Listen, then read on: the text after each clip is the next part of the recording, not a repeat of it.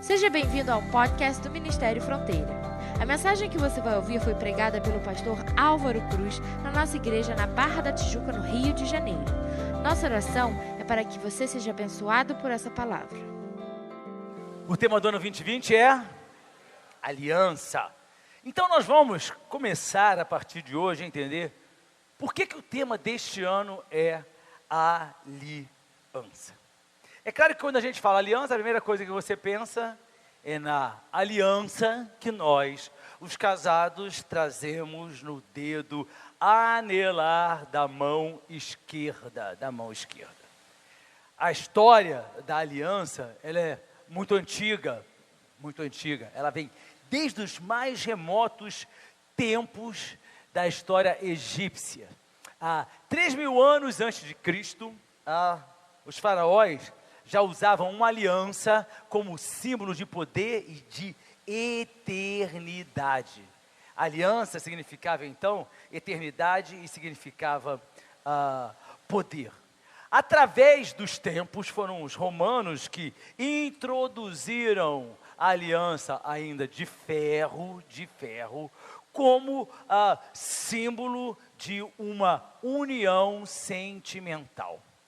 E ela passou a ser colocada no dedo anelar, que se chama anelar, porque onde se coloca anel, onde se coloca a aliança na mão esquerda, porque vocês sabem, os romanos acreditavam que neste dedo e nesta mão passava uma veia chamada veia d'amore, ou seja, a veia do amor, E então, colocado sobre a veia do amor, estava uma aliança simbolizando essa união sentimental. Fomos nós, os cristãos, por volta do século VIII, que transformamos a aliança de ferro na aliança de ouro, porque o ouro é um metal nobre, E através dos séculos, então, nós passamos na civilização ocidental a carregar a aliança como símbolo de um pacto, sim, entre duas pessoas. A aliança simboliza que o indivíduo que a porta, ele é casado com uma pessoa que também leva uma aliança para representar que também está casada. É um pacto feito entre duas pessoas. Aliança do latim aligare. Mas a aliança que eu quero pensar com vocês nesta noite, ela é uma aliança de acordo com a Bíblia, Na Bíblia, a palavra aliança significa pacto, acordo, testamento. Por isso que nós dividimos a Bíblia em duas alianças. A antiga aliança, que nós chamamos de Antigo Testamento, e a nova aliança, que nós chamamos de Novo Testamento. Então, de acordo com a Bíblia, nós vamos ver ao longo dessas próximas mensagens o que é uma aliança. O tema dessa noite é nossa aliança com Deus. E eu vou me pautar em 2 versículos do livro de Êxodo, capítulo 19, versículos 5 e 6. Que diz assim: agora, se me obedecerem fielmente e guardarem a minha aliança, vocês serão o meu tesouro pessoal entre todas as nações. Embora toda a terra seja minha, vocês serão para mim um reino de sacerdotes e uma nação santa. Então, queridos, de acordo com a Bíblia, o que é uma aliança? Em hebraico, a palavra aliança é berit. Ou seja, quando você vai ler o Antigo Testamento, ou Antiga Aliança, que foi escrito em aramaico e em hebraico, você vai encontrar berit. E essa palavra é mencionada no Antigo Testamento cerca de 285 vezes. 285 vezes nós vamos nos deparar com a palavra berit, ou seja, aliança no Antigo Testamento. No Novo Testamento, que foi escrito em grego, a palavra traduzida por aliança é diatek. E nós vamos encontrar essa palavra no Novo Testamento cerca de 30 vezes, ou seja, mais de 300 vezes, a gente vai se deparar com a palavra aliança na Bíblia. Quando Deus faz aliança conosco, quando nós fazemos aliança com Deus. E aliança para Deus é algo extremamente sério. Aliança bíblica é um pacto entre Deus e os homens. É um pacto entre eu e Deus, entre você e Deus. A aliança dos testamentos, a gente vai entender que na antiga aliança, no Antigo Testamento, todos nós sabemos que ela foi uma aliança feita através da lei dada a Moisés, da chamada lei mosaica. E que no Novo Testamento, nós vamos encontrar a nova aliança, que é estabelecida através do sacrifício de Jesus Cristo na cruz do Calvário. Por isso que toda vez que nós celebramos a ceia, nós vamos ler lá no livro de 1 Coríntios, toda vez que nós celebramos, nós lemos, aqui está o pão que simboliza o corpo, e aqui está o cálice da nova aliança. No Antigo Testamento, os homens precisavam cumprir a lei, precisavam ter mérito para poder então serem justificados diante de Deus. Na nova aliança, no Novo Testamento, através do sacrifício de Jesus Cristo, essa aliança é feita através da graça. É um favor não merecido que nós passamos a receber através do sacrifício de Jesus Cristo. Nós poderíamos citar inúmeras alianças bíblicas. Inúmeras, e nós vamos passear por elas ao longo das próximas mensagens. Nós poderíamos passear pela aliança do Éden, ou endêmica, ou aliança abrâmica, ou aliança adâmica, ou aliança davídica, ou também a aliança mosaica, uma série de alianças que são feitas entre Deus e os homens, entre os homens e Deus, através da história do povo de Israel, que ficou para legar para mim, para você, ensinamentos do nosso relacionamento espiritual com Deus. Mas o que nós precisamos ter em mente é que, assim como num casamento, basta você ter uma aliança no dedo para manter um casamento? Basta ter uma aliança no dedo para manter um casamento? Não basta que eu e você declaremos que temos uma aliança com Deus. As pessoas gostam muito de dizer isso. Eu tenho uma aliança com Deus. Eu tenho um pacto com Deus. Eu tenho um acordo com Deus. Mas precisamos lembrar sempre que a fidelidade, ela é o fundamento da aliança. O que é que fundamenta uma aliança entre nós e Deus? A fidelidade. Da mesma forma que a fidelidade é o que fundamenta uma aliança no casamento. Afinal de contas, todos aqueles que se casam, quando vêm celebrar diante de Deus, prometem ser fiéis até a morte. Serem fiéis na doença, na saúde, na riqueza, na pobreza, na alegria ou na tristeza. Fidelidade é o fundamento. Ninguém tem aliança com Deus se não tiver fidelidade a Deus. Aliança, queridos, ela é o acordo, mas a fidelidade, ela é a essência. Jeremias 31, dos versículos 31 a 34, nos diz assim: estão chegando os dias, declara o Senhor, quando farei uma nova aliança com a comunidade de Israel e com a comunidade de Judá. Não será como a aliança que fiz com seus antepassados, quando os tomei pelas mãos para tirá-los do Egito, porque quebraram a minha aliança, apesar de eu ser o Senhor deles, diz o Senhor. Esta é a aliança que farei com a comunidade de Israel depois daqueles dias, declara o Senhor. Porei a minha lei no íntimo deles e a escreverei nos seus corações. Serei o Deus deles e eles serão o meu povo. Ninguém mais ensinará ao seu próximo, nem ao seu irmão, dizendo: conheça ao Senhor, porque todos eles me conhecerão, desde o menor até o maior, diz o Senhor, porque eu lhes perdoarei a maldade e não me lembrarei mais dos seus pecados. Aliança, queridos, é ter uma vida santa diante de Deus. Aliança não é algo que você tão somente proclama verbalmente. Aliança não é algo que você venha assinar através de um papel, como nós fazemos quando nos casamos ou quando estabelecemos um tipo de pacto comercial, quando compramos ou vendemos alguma coisa. Com Deus não basta a gente assinar um papel. Nós precisamos ter uma vida santa que vai representar diante de Deus a nossa fidelidade colocada para Ele, porque é a Ele que nós somos fiéis.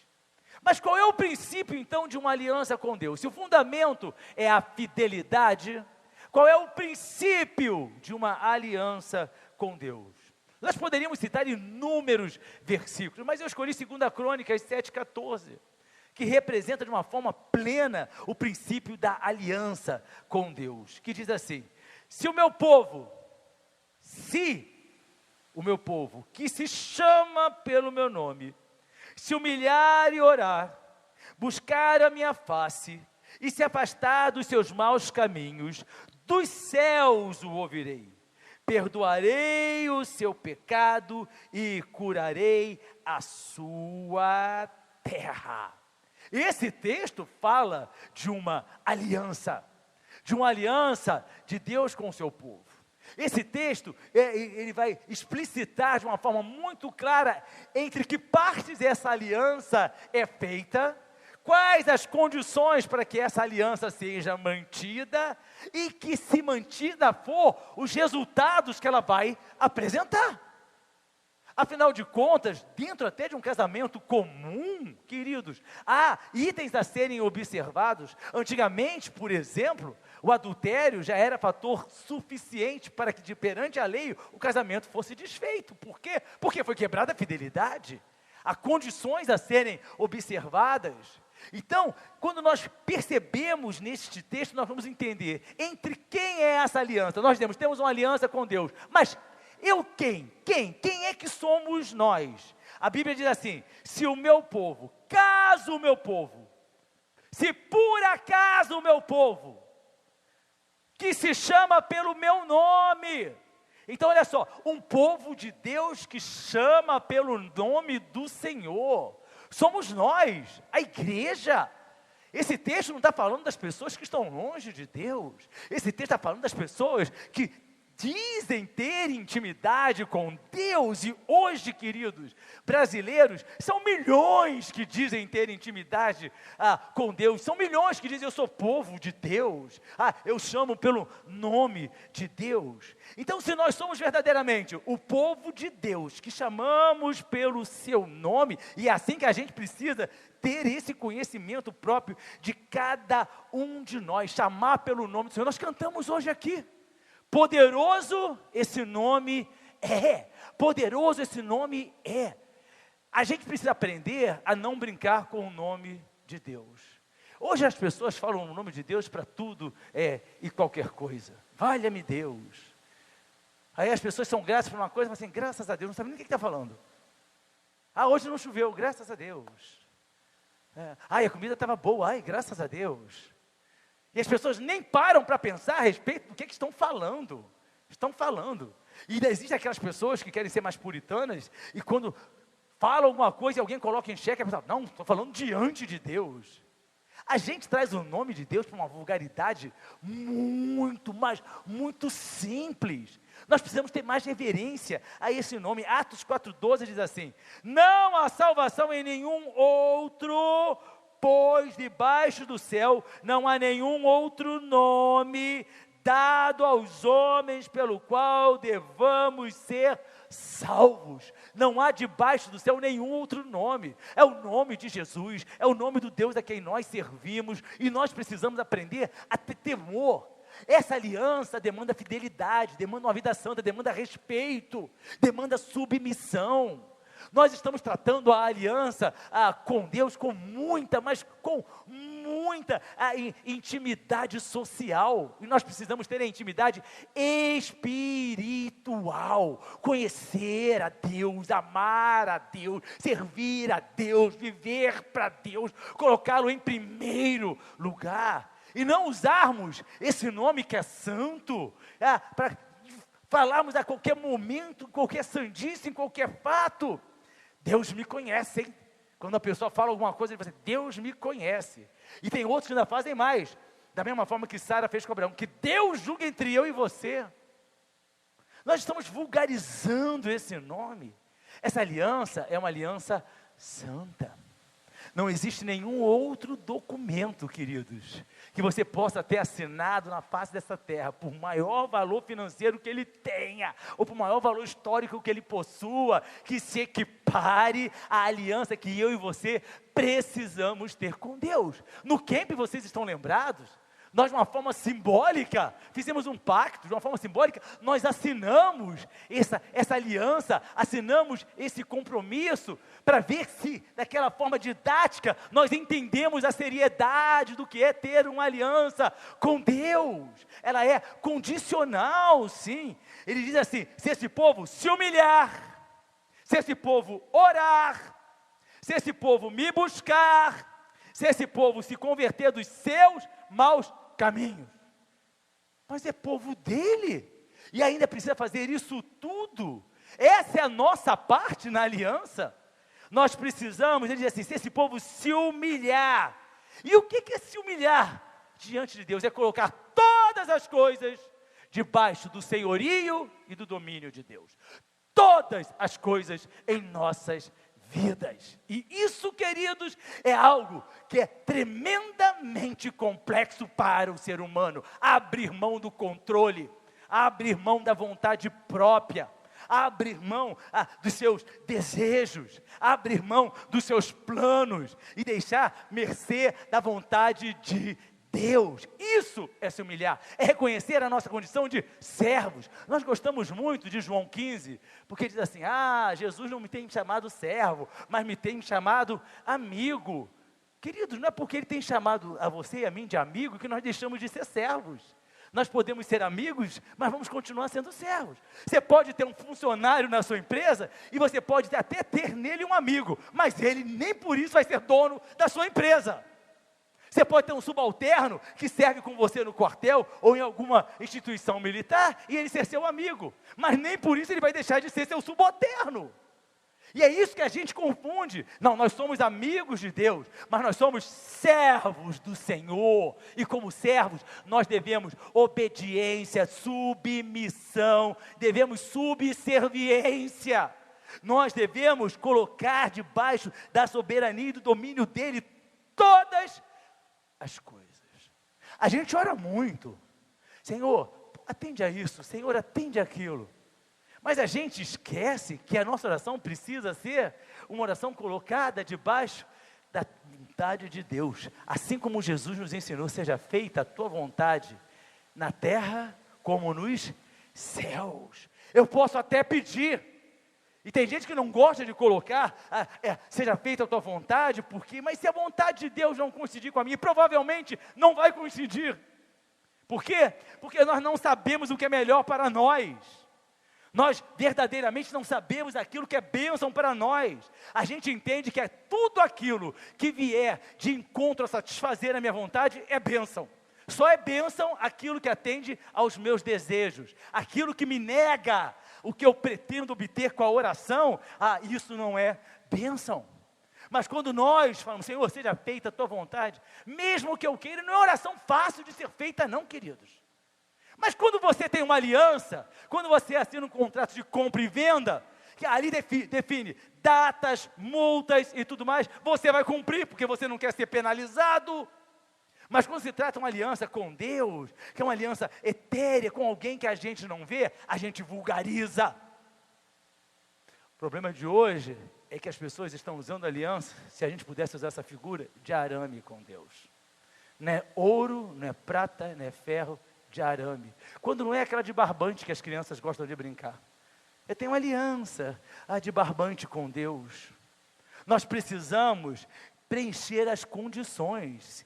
Não existe aliança que não seja condicional.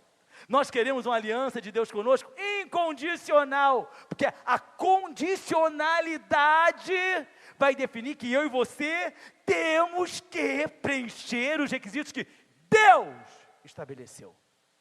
Não fui eu, não foi nenhum legislador, foi Deus que estabeleceu. Se o meu povo, se por acaso o meu povo fizer isso, então presta atenção, para que essa aliança seja válida, esse povo tem que fazer isso, porque se esse povo não fizer isso, aquilo não vai acontecer. Mas nós não queremos. Nós queremos que esse Deus, porque nós somos seu povo, faça aquilo sem que nós tenhamos que preencher nenhuma condição. Porque é graça, favor, é graça, pastor. Favor não merecido. Favor não merecido. Então ele faz porque ele é bom. E aí nós vamos rasgando a Bíblia. Nós vamos rasgando a Bíblia. E não há nenhum dos advogados presentes aqui que possa sustentar diante de um tribunal humano a manutenção de uma aliança onde as condições estabelecidas não sejam preenchidas. Não há. Deus diz, se esse povo se humilhar, se esse povo orar, todos vamos dizer, mas todos nós oramos. Mas a verdade, queridos, é que a maioria de nós, os cristãos, nós oramos. Hoje, por exemplo, eu peguei um avião. Garanto a você que todo mundo estava ali. Quem é crente orou, quem era católico rezou, quem era macumbeiro. Porque quando entra no avião, todo mundo pede alguém. Tinha uma senhora, gente, o voo era de Congonhas para Santos Dumont.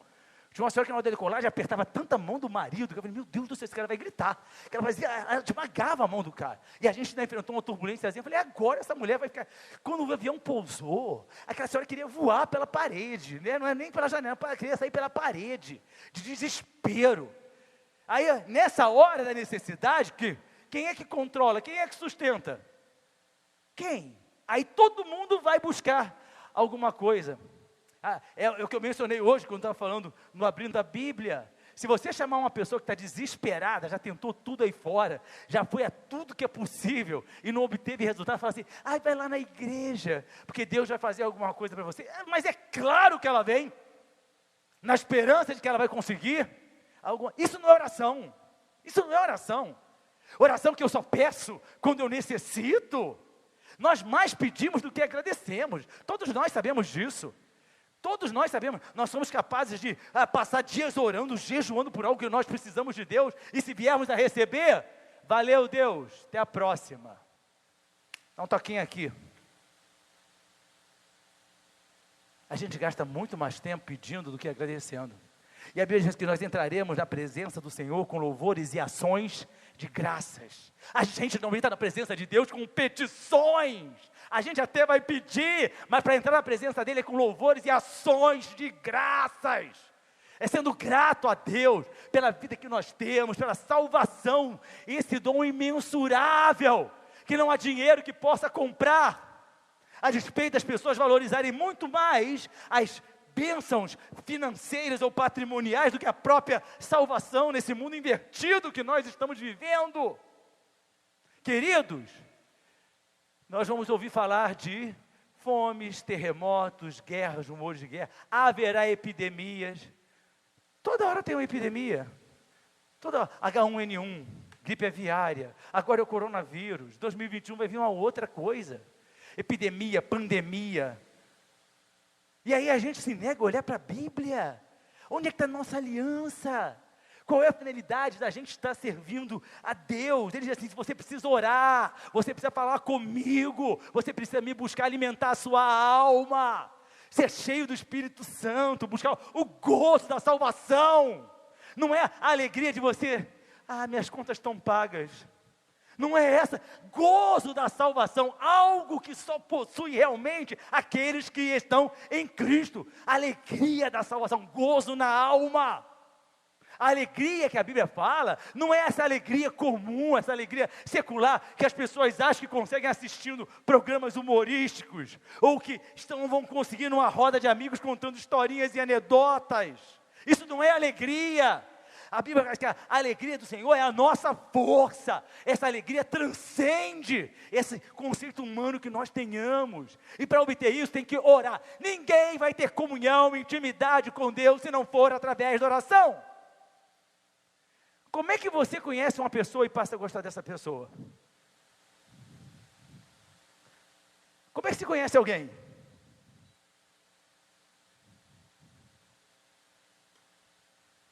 Você não sabe como é que você conhece alguém?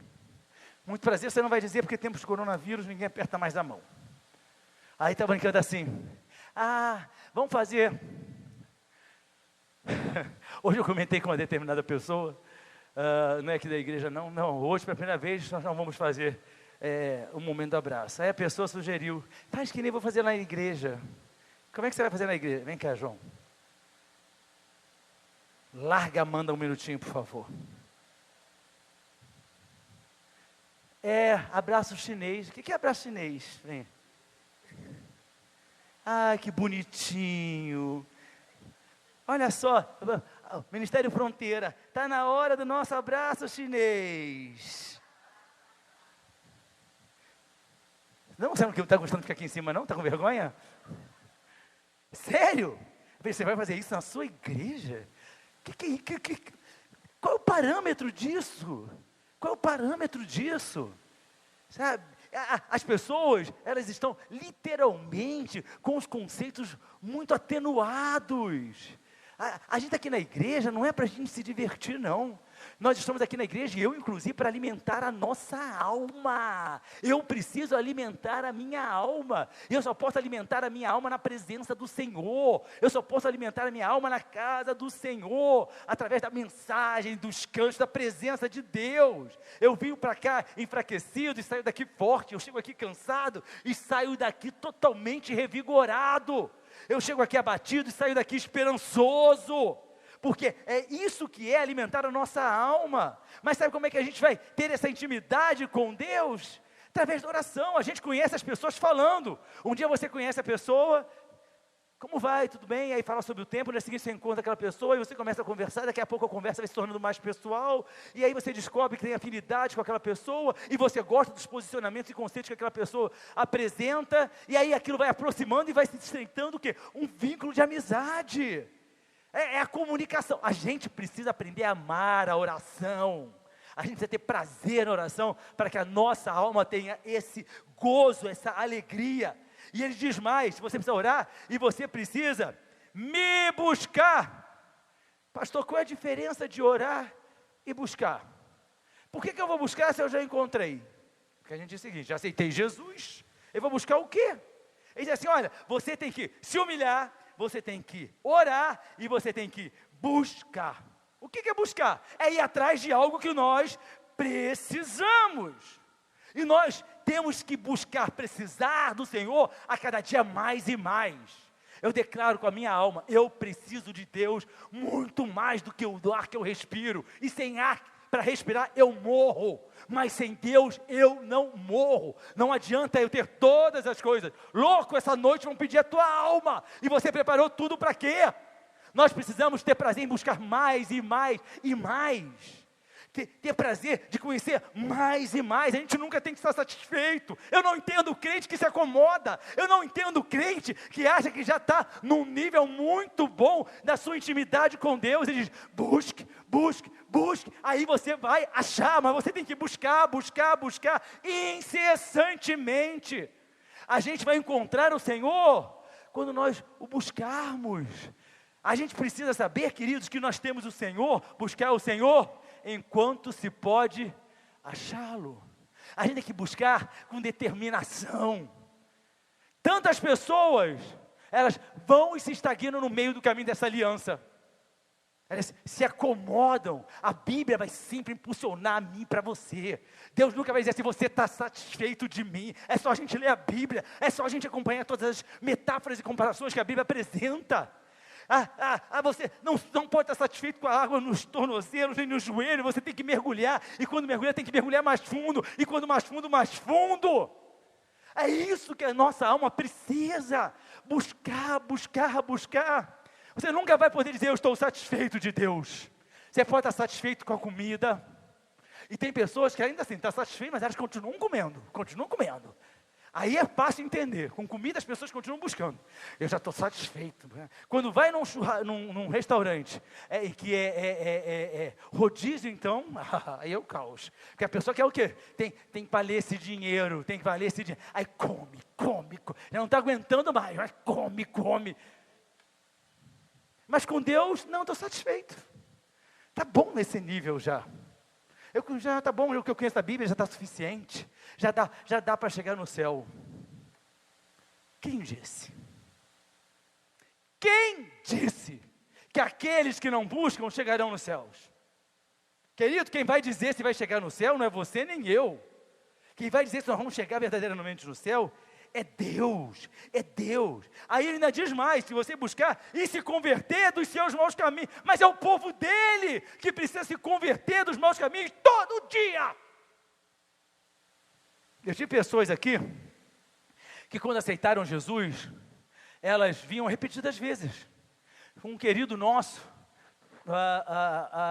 que quando ele se converteu, lá no Sheraton ainda, toda vez que eu fazia um convite para aceitar, ele vinha. Aí uma pessoa fala, mas fulano já aceitou, deixa ele vir quantas vezes ele quiser. Porque ele tinha essa necessidade de, eu estou me convertendo. A gente aceita Jesus, e aí nossos caminhos vão bem, em determinado momento, isso é efeito sonoro? Tinha que ser você, né, Wesley? Eu não tinha mencionado você ainda, aí você falou assim, para lembrar que você está sentado aí. Aí a gente aceita Jesus, a nossa vida vai para um determinado caminho, daqui a pouco alguma coisa acontece, a gente se afasta sim, mesmo dentro da igreja a gente se afasta. Aí a gente começa a tomar atitudes que não deveria tomar, frequentar lugares que não deveríamos frequentar, ter acesso a coisas que nós não deveríamos ter, nos misturarmos com pessoas que nós não deveríamos nos misturar. Dentro da igreja nós estamos nos afastando. Aí fala, se converta, e se é para se converter dos maus caminhos. E aí eu e você precisamos fazer a conversão, e a conversão significa rumo totalmente oposto. Tem que mudar o rumo, todo dia. No final do dia, a gente precisa pensar o seguinte, até aqui eu venci, no dia seguinte, provavelmente, eu e você vamos precisar nos convertermos, e se nós perdermos a noção dessa necessidade de conversão, nós não vamos nos arrepender, e se nós não nos arrependermos, nós não vamos alcançar perdão, e se nós não alcançarmos perdão, nós não teremos aliança com Deus. Nós precisamos nos converter, dos nossos pensamentos, das nossas atitudes, daquilo que a gente viu e não deveria ter visto, daquilo que a gente falou e não deveria ter falado. Quanta coisa a gente precisa se converter. E não é vergonha, pelo contrário, é ter a ciência da seriedade do relacionamento com Deus. Se você vai diante do seu chefe, e aí você fala grosso com ele, ou você o distrata, aí se vai o bom senso baixo, fala assim, volta lá, senão você vai ser mandado embora, você vai perder o seu emprego, aí você volta. Eu queria me desculpar com o senhor, é porque eu fiquei um pouco exaltado, por causa da situação, eu espero que o senhor... É engraçado, aí a gente se arrepende e se converte diante do chefe, porque não quer perder o emprego, ou às vezes não quer perder o amigo. Foi áspero com um amigo, aí vai, me desculpa, foi um momento, você sabe o quanto eu gosto de você, mas com Deus, a gente vai na valsa, a gente não tem essa preocupação de se converter, assim, ou pensei o que eu não deveria pensar, agi da forma que eu não deveria agir, fui o que eu não deveria ser, deixei de imitar Jesus Cristo. Acontece comigo, queridos, e eu digo para o Senhor, Senhor, eu quero me converter dos meus maus caminhos, todas e quantas vezes forem necessárias, porque eu quero ter uma aliança com Deus, porque eu quero chegar no céu, não a arrogância humana que vai levar ninguém para o céu, porque o homem é arrogante, eu não preciso disso. As pessoas acham que basta a receber Jesus como Salvador, que os problemas espirituais estão equacionados. Ledo engano. Aí a Bíblia diz, você vai se converter, aí então, e só então, eu ouvirei dos céus, perdoarei os seus pecados. Não, peraí, eu tinha pecado para ele perdoar? É Deus que está falando, não sou eu não. Perdoarei os seus pecados, e aí, sararei a sua terra. Deus faz três coisas: ouvir, perdoar e curar, sarar. Ouvir, perdoar e sarar. Mas ouvir o quê? A minha oração. Ouvir a minha conversão, o meu arrependimento dos meus maus caminhos. Ele vai ouvir. Mas presta atenção. Ele ouve, mas aqui significa que ele está ouvindo de uma forma diferente. Que ele está dizendo, vou ouvir você, Álvaro, e aí, vou perdoar primeiro os seus pecados. Vou aceitar a sua conversão. Vou aceitar o seu arrependimento. Vou torná-lo eficaz. E aí, porque eu perdoei você, aí então, como última coisa a ser feita: eu vou sarar a sua terra. Ele não sara a nossa terra só porque nós pedimos. Ele não sara a nossa terra só porque nós nos achamos bons. Ele não sara a nossa terra só porque nós nos achamos importantes diante de Deus, quando nenhum de nós é importante. Você não é importante para Deus, eu não sou importante para Deus, Ele é importante para nós. Nós somos importantes no sentido que Ele nos ama para a salvação, mas Ele não precisa de mim nem de vocês. A Bíblia diz assim: olha, depois de vocês terem feito tudo isso, ou seja, você fez tudo, foi servo, foi tudo, considere-se trapo imundo. Minha roupa é bonitinha, gente, que história é essa de trapo imundo? E trapo imundo era trapo usado para limpar fezes. Isso era o trapo imundo. Era o instrumento que as pessoas usavam para se limpar das fezes. Daqui a pouco vai voltar, né? Porque está sumindo o papel higiênico também no mercado. Trapo imundo. As cloacas romanas, as pessoas iam, porque os banheiros eram públicos. E aí elas pegavam literalmente um objeto lá, as pessoas usavam aquele trapo e jogavam de volta para o próximo vir usar. E eu e você somos isso diante de Deus, depois de termos feito tudo. Me mostra a sua importância. Me mostra o quanto você é importante no contexto espiritual, o quanto eu sou importante. Eu não sou e você também não é. Deus, Ele se inclina para mim e para você, por essa aliança, porque Ele é misericordioso, porque Ele é bom, porque Ele é fiel, não porque nós mereçamos. Eu não gosto de ouvir que eu não mereço, mas eu não mereço. E essa consciência a gente vai ter que ter sempre. E aí Ele vem e diz assim: agora eu saro a sua terra. Sarar a terra significa: eu curo a terra, eu curo aquilo que produz, eu curo aquilo de onde você tira o seu sustento, eu curo aquilo de onde você vai tirar remédio, eu curo aquilo de onde você vai poder constituir a sua família, eu curo todas as áreas da sua vida. Mas só para o seu povo que se chama pelo seu nome, que se humilha, que ora, que busca a sua face e que se converte dos seus maus caminhos. É aliança, é condicional. A gente quer um Deus gracioso, e Ele é gracioso, porque mesmo depois disso tudo eu sou indigno. Mas nós queremos um Deus que me aceite como eu sou, que eu não preciso fazer nada, que eu literalmente fique de braços cruzados, e Ele faça tudo o que eu quero que Ele faça. Isso não é relacionamento espiritual, isso não é relacionamento com Deus, e não foi para isso que Ele mandou o seu Filho unigênito, para morrer na cruz do Calvário.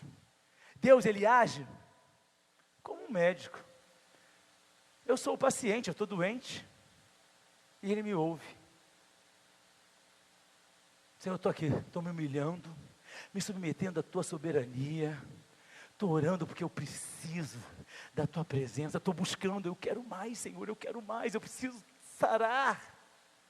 E Ele me ouve com paciência.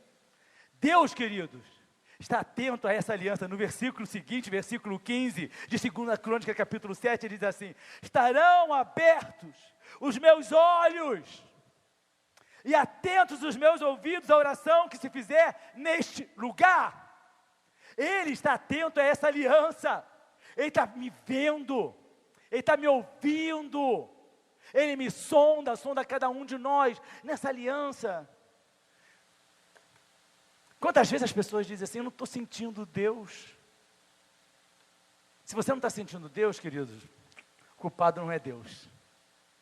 Se você não está sentindo a presença de Deus, não é que Deus não queira que você o sinta. Aí nós precisamos sondar-nos, olharmos para dentro, porque Ele sempre vai cumprir a parte da aliança dEle. Ele sempre vai ser fiel àquilo que Ele estabeleceu. É claro que nós poderíamos continuar falando, e vamos, numa outra ocasião, sobre a aliança que Ele fez no Sinai, que foi o texto com o qual nós abrimos a leitura da mensagem desta noite. Mas eu quero que você saiba que a aliança com Deus, para nós terminarmos, ela nos transforma. Deus sempre vai fazer a parte dele na aliança. E você faz a sua, eu faço a minha. É interessante. A gente diz assim: Deus não está me ouvindo. Deus não está cumprindo a promessa.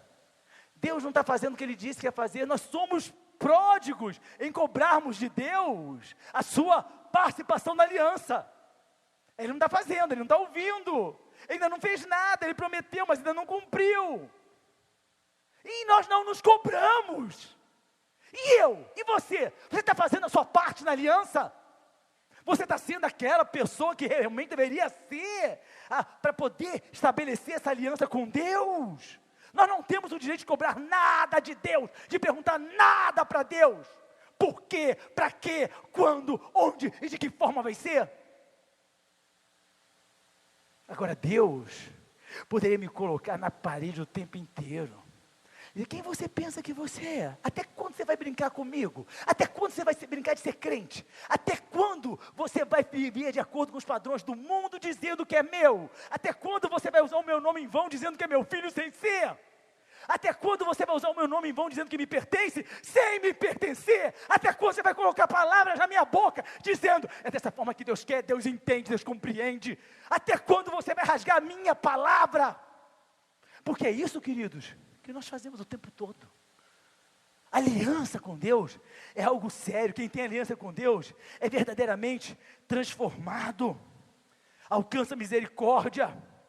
1 Pedro 2,9: vocês, porém, são geração eleita, sacerdócio real, nação santa, povo exclusivo de Deus, para anunciar as grandezas daquele que o chamou das trevas para a sua maravilhosa luz. Quando nós temos aliança profícua, verdadeira, nós somos geração eleita. E todos nós já estudamos a eleição em Jesus Cristo. Nós somos um sacerdócio real. Sacerdócio real. Tem muita gente, queridos, que gostaria até de ser sacerdote, mas está longe. Longe desse, não sabe o que é sacerdócio. Sacerdote era aquele que literalmente fazia a intermediação entre os homens e Deus. Ou seja, tinha uma posição nesse relacionamento com Deus. Tem homens que não são sacerdotes da sua casa, que não são sacerdotes dos seus filhos, que não são sacerdotes das suas esposas. Mulheres oram, homens dormem. Mulheres trabalham pela sua casa, homens cruzam os braços. E a Bíblia diz que eu e você precisamos ser sacerdotes da nossa casa. Mas quem tem edificado os lares são as mulheres. São as mulheres, mulheres sábias que edificam a sua casa. E a Bíblia diz, se você tiver essa aliança, você vai ser o sacerdócio real. Você vai ser um povo exclusivo de Deus. Opa! O que é ser exclusivo? É ser de mais alguém?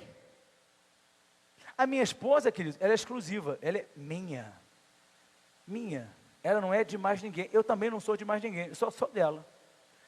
O que é exclusividade? Você vai vender uma casa, você chama uma imobiliária, eu quero exclusividade. O que é isso? Você só vai poder negociar comigo. Todo mundo quer ser exclusivo. Essa oferta é exclusivamente para você. Na televisão falando para milhões de pessoas e o cara acredita que aquela lá é só para ele. Exclusividade. Exclusividade. Povo exclusivo significa ou é só de Deus ou não é de Deus. Não pode ser de Deus e do mundo. Não pode ser de Deus e do mundo. O povo é exclusivo meu. Ou é meu ou não é. É Deus que vocês são povo exclusivo, só para mim. É Ele que diz, mas nós não queremos. Nós queremos o seguinte, um pedacinho com Deus, um pedacinho com o mundo, às vezes um pedação com o mundo, um pedacinho com Deus. A gente não quer ser exclusivo, a gente quer ser exclusivo de Deus. Quer que Deus olhe para a gente e fale assim, é esse o cara, vou te abençoar, vou fazer de você uma potência, vou te dar coisas que ninguém mais vai ter, você é exclusivo, você é meu. Mas a Bíblia diz assim, o povo é exclusivo de Deus. E nós só vamos ser exclusivos se essa aliança nos transformar. Aliança demanda obediência, demanda fidelidade. Aliança no relacionamento com Deus Ele nos promete, sabe o que? Misericórdia. Eu vou ter misericórdia com você, Álvaro. Eu vou te perdoar, eu vou sarar a tua terra. Êxodo 19, 5 e 6, para terminarmos, diz assim: agora, se me obedecerem fielmente, caso, condicional, só para aqueles que me obedecerem de forma fiel. Não é obedecer mais ou menos, não é obedecer 20%, não é obedecer 80%, obedecerem fielmente e guardarem a minha aliança. A gente obedece e guarda a aliança. Aí vocês serão meu tesouro pessoal entre todas as nações. Vale a pena ter uma aliança com Deus? É o que mais vale na nossa vida tão passageira na face dessa terra. Que eu e você possamos refletir a respeito da nossa aliança com Deus. Casamento, normalmente as pessoas só param para refletir quando está em crise. Quando entra em crise, as pessoas vão refletir sobre o casamento. O que está certo, o que está errado? Será que está para mudar? Será que está para consertar? Porque as pessoas vão levando no vai da valsa. Com o nosso relacionamento com Deus, a nossa aliança não pode ser assim. A gente não pode esperar entrar em crise, porque quando já entrou em crise, querido, nós já ficamos para trás. Nós temos que guardar diariamente, cotidianamente, a nossa aliança com Deus. A nossa aliança com Deus. Nós queremos a aliança que Deus tem com a gente, mas o que está em pauta aqui é a nossa aliança com Deus. Que Deus abençoe você e a mim também, para que nós possamos obedecer ao Senhor de forma fiel e guardar a sua aliança, porque nós seremos então o seu tesouro pessoal. Amém? Deus nos abençoe em nome de Jesus. Se você quiser saber mais sobre nós, visite nosso site ministeriofronteira.com. Nos encontre nas redes sociais ou faça parte dos nossos cultos, todas as quintas e domingos. Que Deus te abençoe.